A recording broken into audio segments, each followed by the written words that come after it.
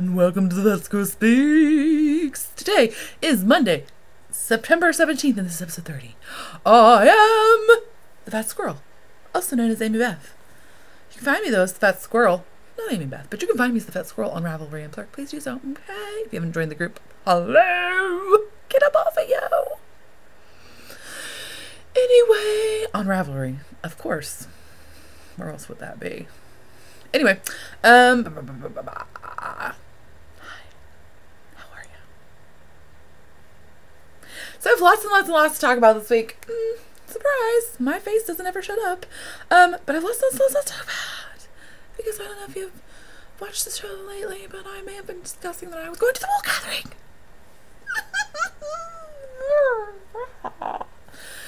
And I tell you what, it was fabulous. I met some of your faces. So it was super great, but let me just discuss, there was a little bit of a lead up. When I was deciding if I was going to go, every year this thing happens. Well, I shouldn't say every year. For like the last 3 years, I've been like, should I go? I don't know. It is 2 hours away, plus just a little bit. So it's not that far, but you know, gas is $4 a gallon. And you know, you can't go there and not hemorrhage money. Well, not if you're me anyway. Oh, some of you are better humans. But anyway, so I was deciding, should I go? And I looked at their website.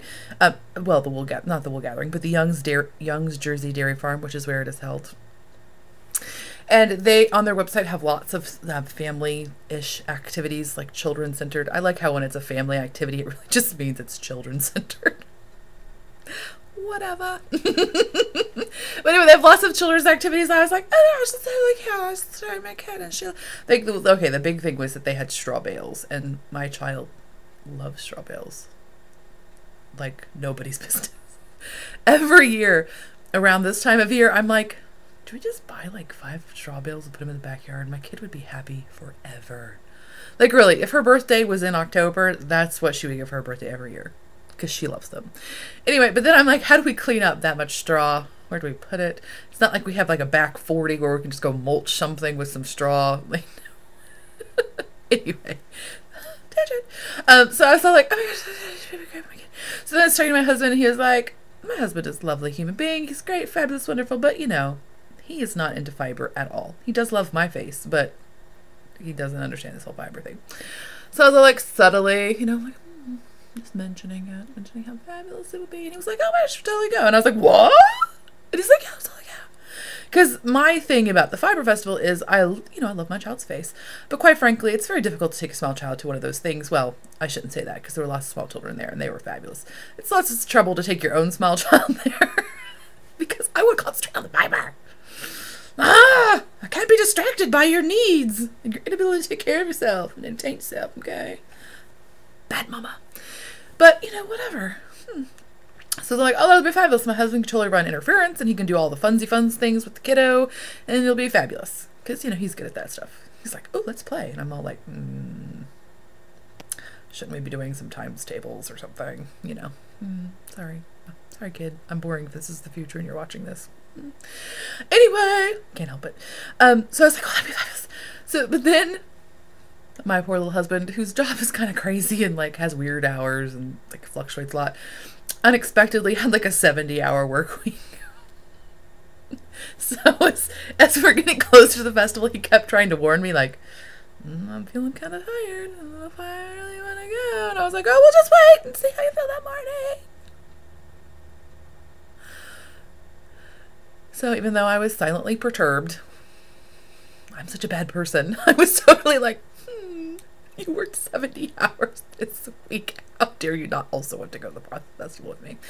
But I was not really like that outwardly. I just kept it to myself.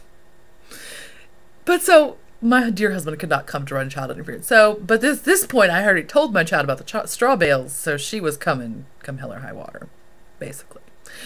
So we schlepped off into the world together. And we go, and I'm like, oh, look at there were animals, which is always, that's a good thing for the children. There was children's activities. She got to pin the tail on the sheep, and she won a necklace, which she was super psyched about. Okay, yet another aside. On the way home, she's starting to learn to read. So we're in this very beneficial and important time in her life where she has to spell everything to let me read it to her. It's not at all annoying. It's so annoying. Because it's just enough level of brain activity that you have to pay attention. You can't just be like, uh-huh, mm-hmm, unicorns and fairies. Mm-hmm. No, you have to actually pay attention. Because sometimes I don't, and then I'm like halfway through her spelling out the ridiculously long word, and then I'm like, oh, we'll start over! Anyway. Tangent on the tangent on the tangent. So she's in the car all the way home looking at her sheep necklace, which she's so excited about. She's like, I didn't think I would get anything at that place today, and I got a sheep necklace, and I was very excited. She's reading off the back. What is CH? I mean, this is a sped up version. I'm not going to make your brain explode. What does CHINA spell? I'm like, it spells China. What does MADE spell? I'm like, that means made. And she's like, I know what that says. It says made in China. Mom, my sheep necklace was made in China. It came from China. I wonder what the China word. She's not quite figured out the appropriate, I don't know, what is that adjective? What is the China word for sheep, do you think? And then she got so psyched about her super fancy made in China sheep necklace. I love kids. Anyway, so there were things for her to do. So I said, okay, we'll look at the animals. We got there right at 10 o'clock. By the way, if you ever go to that thing, get there right at 10 o'clock. By the time we left at like 2 o'clock, crazy. Like, we actually got to park in the parking lot. There was like parking like across the street in fields and over on dales, and they were hiking. And anyway, it was very crowded. But when we got there at 10 o'clock, it was perfect. But anyway, so we looked at the animals and we went through 2 tents, and I was like, okay, because she was getting antsy. I was like, all right, well, let's go find the hay bales for you to climb on.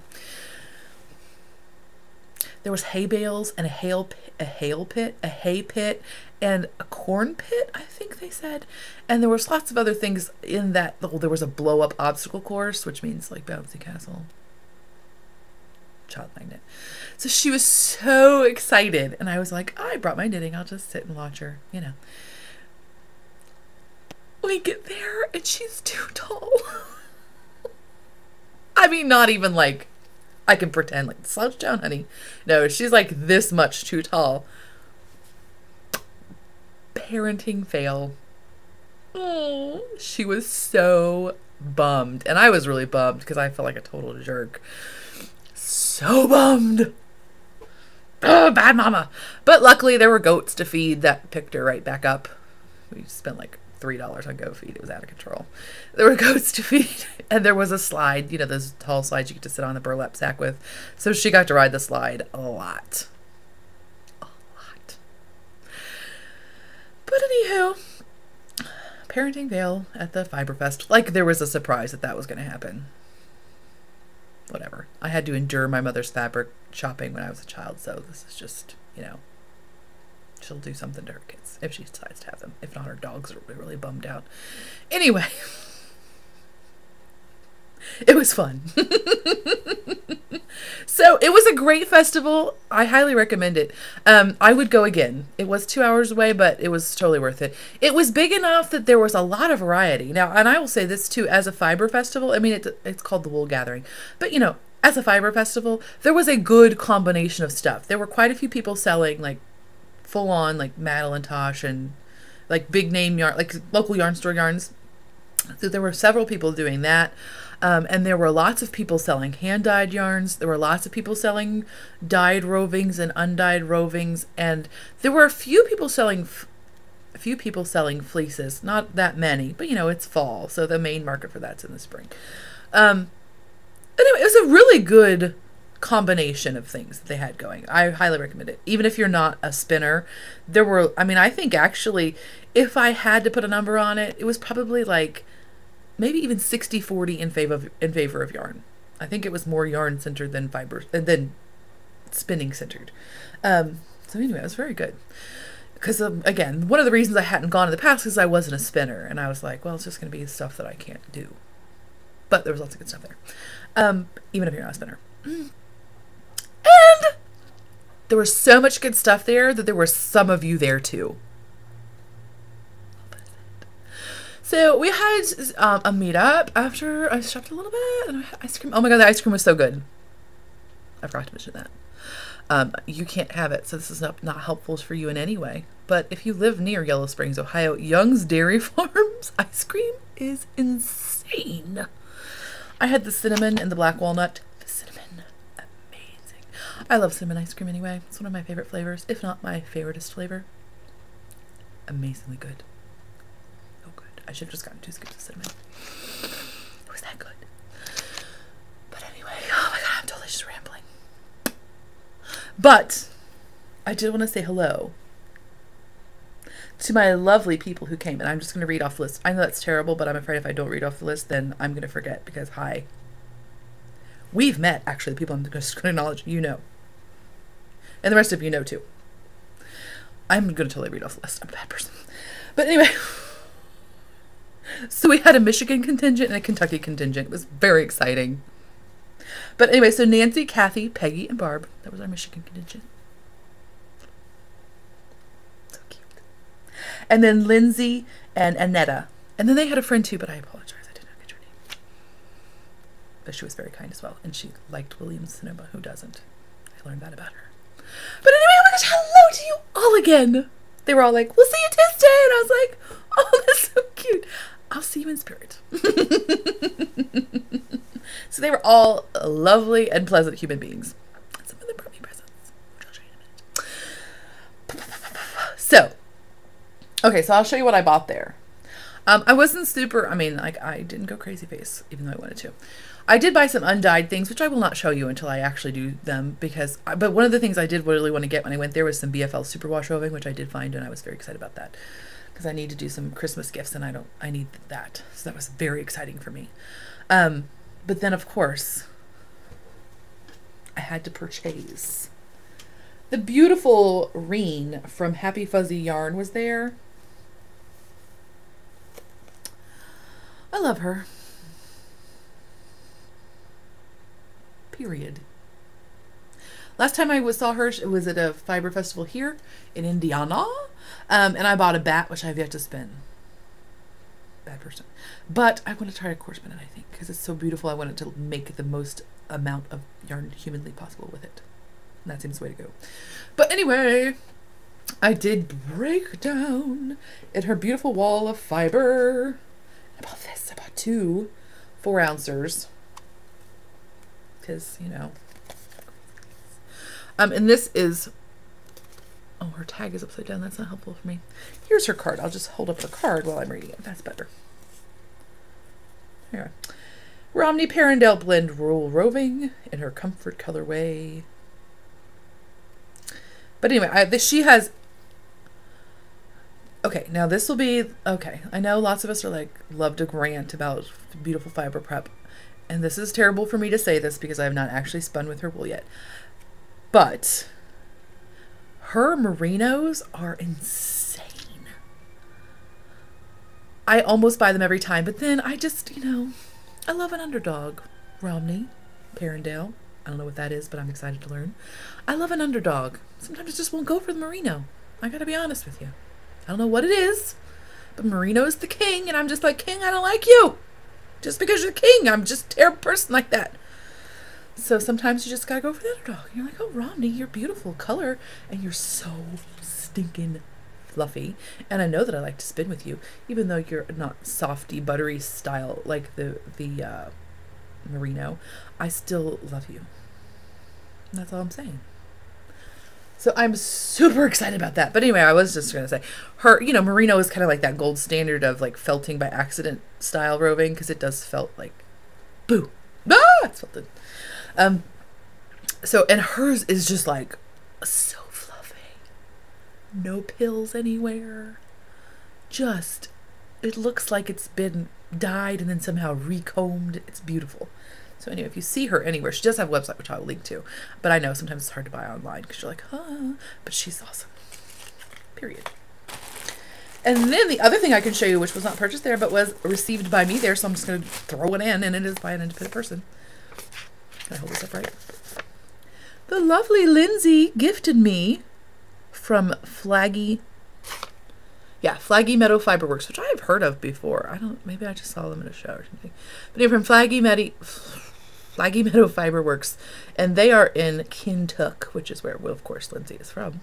And this is 20% Hayaka alpaca and 30% merino, and it looks amazing. Can you tell? It's like the original. It's the natural brownish black alpaca with this beautiful green batted in. It smells good too. I didn't even notice that. Oh, it's a burrito of joy. I'm so excited.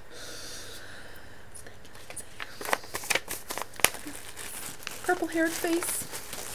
But anyway, so that was super exciting. And then I will tell you these exciting things that I learned while I was there. Now, they had, oh my gosh, they totally had the dude with the shepherd dog, the border collie. They totally had the dude with the border collie herding the ducks. I won't even talk about it because you've all seen it, and it's amazing, right? Right. Let's share this moment of how awesome that is. Awesome.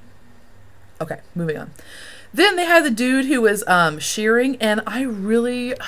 this is why I did not originally want to have my child with me.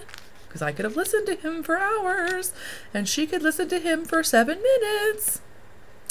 Anyway. Bad mom. Oh, but so, okay, so I'll share the 2 things I learned in the 7 minutes I was there. Like, just imagine how much I could have learned if I was there for hours. Crazy. But anyway, in the 7 minutes I was there, I learned 2 things. Okay, so you know staple length. Okay, so of course if you shear your sheep in the spring and the fall, of course what you're going to get off of them is going to be a shorter staple length. Makes sense, right? Okay, so you know sheep have a natural staple length for their breed and their individual selves. So let's just say, for the sake of saying, that staple length is 4 inches. So some people are like, well, why wouldn't you just let that sheep grow its furs for like 3 years so you could get a 12-inch staple? I mean, I don't know why you would really necessarily want that, but you know, just for funsies, why not? And his answer is that in fact, so cool, sheep, their individual hairs develop a growth line, like a tree ring. They develop a growth ring at their maximum staple length for the season's growth. And that if in fact you let that sheep go for 3 years and you think you're going to get a 12-inch staple length, when you actually process that fiber, it will automatically break off at the yearly segments. So you'll just get 3 4-inch staple lengths instead of a 12-inch. Isn't that cool? Now, he did not explain why. Well, he may have, but I didn't get to hear it. Love you, kid. Just saying. But anyway, he didn't explain why, but maybe it has something to do with the season or something. I don't know. I could have researched that for a better human. Not. But anyway, so isn't that cool? Second thing I learned in my 7 minutes is that, you know, some people are like, excuse me, when they shear the sheep in the spring, it's usually still very cold. People are all like, why would you do that? Why don't you just let the sheep go until it is warm? I get it. But he explained that the reason they don't do that is there is actually a twofold reason. A, when the sheep lamb, which is usually about a month after they are sheared, when they lamb, it is much more sanitary for the lambs and the sheep if they are sheared, you know, because there's not all that junk around the business area, if you know what I mean. Okay. And then also it's easier for the sheep or the lambs to nurse because, again, there's not all that stuff around there. But also, this was the cool part that I didn't know. Also, if you leave the mama lamb's fleece at its full length, you know, she's all super insulated, right? Well, the baby lamb doesn't have any insulation at all. I mean, it has just like this much coat, this much. So when it comes out, so when it's really cold outside, if the baby tries to snuggle up to the mama, it just gets the outside of her wool because it's such a great insulator. None of her body heat can get through the whole length of her fur, so the lamb doesn't get any additional heat from the mama. So if they shear them, the lamb snuggle up to mama and it actually gets its body heat. How cool is that? Okay, it is cool, but it's also freakishly weird because, let's face it, we have now bred an animal that cannot survive without our existence. And that's messed up. But we're not going to dwell on that. So I was all like, how did the sheep do this before we went and cut their hair? All right, let's not get into that. They probably didn't have such crazy hair. We probably bred them to have crazy hair. It's our fault. Shame on us. But not really, because sometimes it just happens and, oh my gosh, shut up my face. Anywho. So how exciting is all that? It was awesome. Oh my god, it's 20 minutes. We may have to do an abbreviated showing you of stuff. Okay, let's get into it. First, I have finished objects. I finished my crazy stripy socks of craziness. I should probably have put these on soft blockers. I'm sorry, kids. And there's number 2. Actually, this is number 1 and that was number 2, but you know what I mean, okay? Aren't they super awesome? I did do them not matching. I went from the outside and on one and the inside on the other so that because I knew that if I did the same, I would miss like whole color sequences and that would totally bum my face out, which it would have, but luckily I didn't do that, so it didn't. Again, just standard 3x1 rib. I do use that super stretchy bind off, but I will say this, so it looks funky right now, right? It's all ribbly, but it does not look like that when you actually have it on. So I was a little bit like, why does this look so crazy? It's because it's not stretched out. Okay. So, but I will say this, I don't like the way the right side of that looks. You can see that. I don't like the way you're saying that's the wrong side, but I did it the opposite way. I don't like the way the right side of the knitted bind off works. I like the wrong side of the knitting bind off. So when you're actually knitting and then wrapping and then pulling over. So when I finish my sock, I just wrap the last stitch and go the other way and knit all the way around to bind off because again, I don't like the other way. But this, I think the wrong side of it is very nice looking. See, it's a little chain stitch. And that of course is by HD Yarns. They have an Etsy shop. I've been notified that they are completely and totally out of yarn.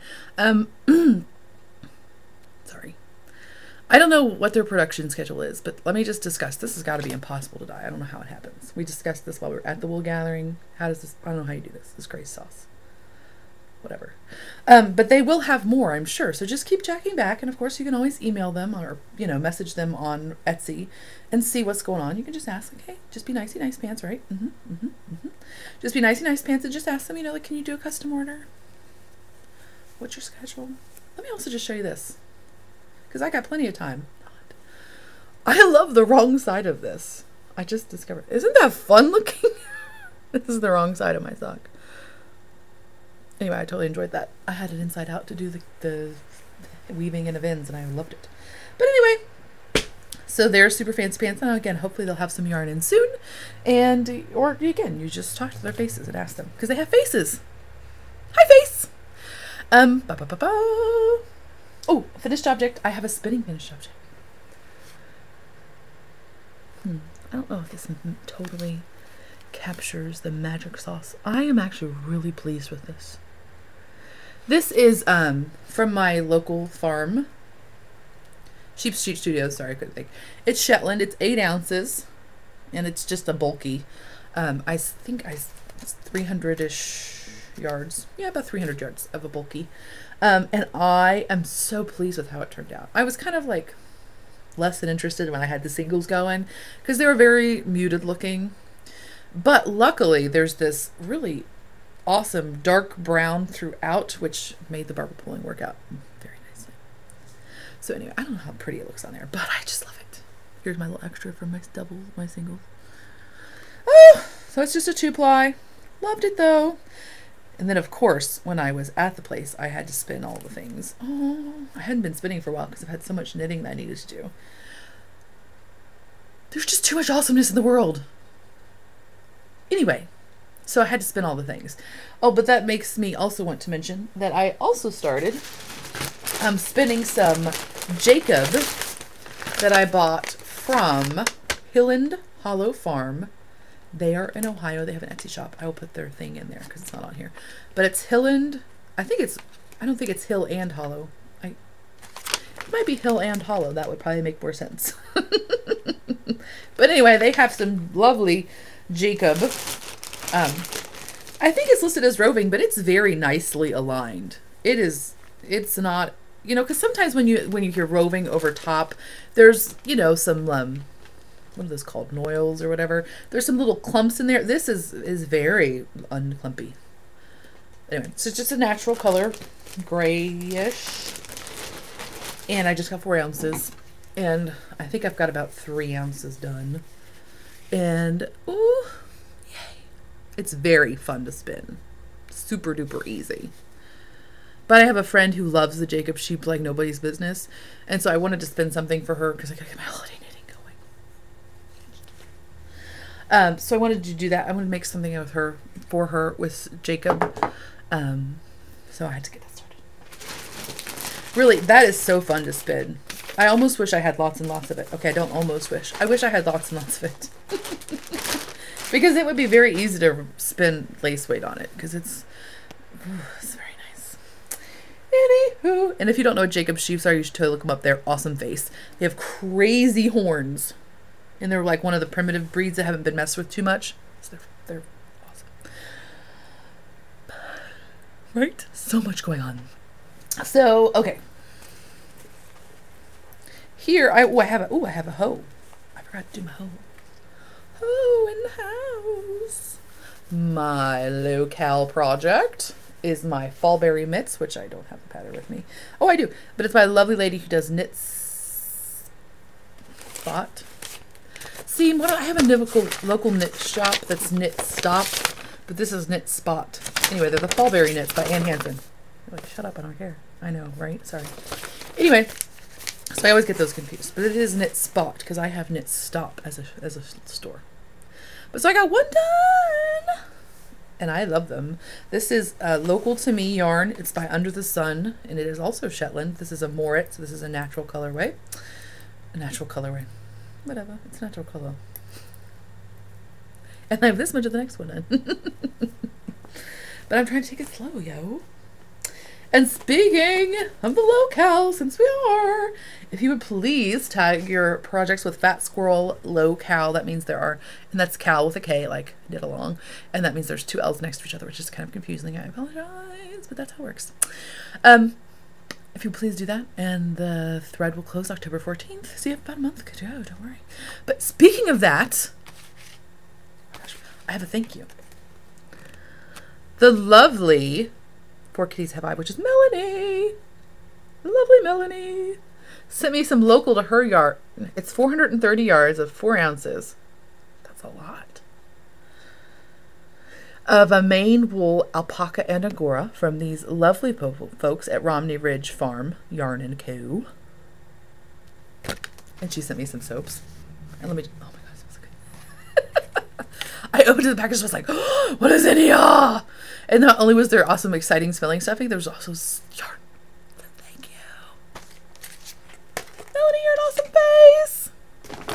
And then, that's for me. But this is for you, so get excited. This rattling is all for you. Leanne at Beaverside Dry Goods. She told me such a presents. She sent 4 skeins of her worsted weight. This colorway is Autumn Haze, and it's gorgeous. It's reading slightly, or it's a little redder than that. I think there's lots of red in the frame and it confuses the camera. This is the colorway Mink.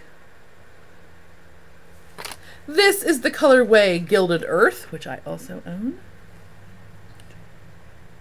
And this is the colorway, oh my God, look, do you love this one? Buttercup. Prizes for the locale. I think I'll do like I think I'll put 2 skeins in one prize. There'll be 2 prizes. I haven't decided which colors. Maybe I'll just let you choose. Oh my gosh, that would be crazy. I'll think on it. But thank you, Leanne. If you would like to thank Leanne, you certainly can. Her website is www.beaverslide.com, and she and her husband run their farm in Montana, and they are awesome. So American Wool prizes for the locale. They have faces. Just like me and you, they have faces. Right. Okay, keep going. Okay, so I have more of my Tinder sweater. Woo! I finished the back. I finished a side, and I started another side. I was a little bit freaked out when I finished the back because it looked way too small. But it's like a broken rib stitch pattern, so it does stretch quite a bit. And so I blocked it because I got super nervous.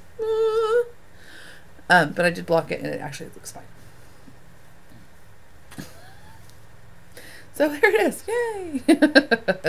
But oh my gosh, by the way, I have not actually used the Beaver Slide worsted weight. Yeah, I've only used their sock weight. And when it's blocked, it gets even softer. It's super pretty and super soft. Doesn't that look beautiful? So I got the back done. And doesn't that look too skinny? I was so scared. This person's maximum chest measurement is 54 inches, and I got freaked out. But it's okay. It's going to be fine. I measured and blocked. It's going to be fine. But boy, whew, I'm still nervous. I'll admit it. So there's that. Progress. Okay. So then, ooh, new to you project. The lovely Emily, this RN Knits, sent me some Vesper sock yarn. Because it's, hello, I forgot to mention when I mentioned my HT yarn socks. Of course, the lovely Diane from Knittables is doing her stripy sock yarn, stripy sock knit along for September and October. So I must join in. Clearly. So this is the Vesper sock, 100% merino, 2-ply in her Sham Rockin' colorway. Wow. I was really deciding if I should do, I was thinking about doing like a Jaywalker or something that has a pattern, but I'm not going to. Why? Just do plain. So I think instead of doing ribbing on the whole thing, because it does kind of mess up your, it does kind of mess up when you actually have the sock on. It does mesh up. It does mess up the complete lovely verticalness, because you can see. Yeah, you get a little warbly from the pearl.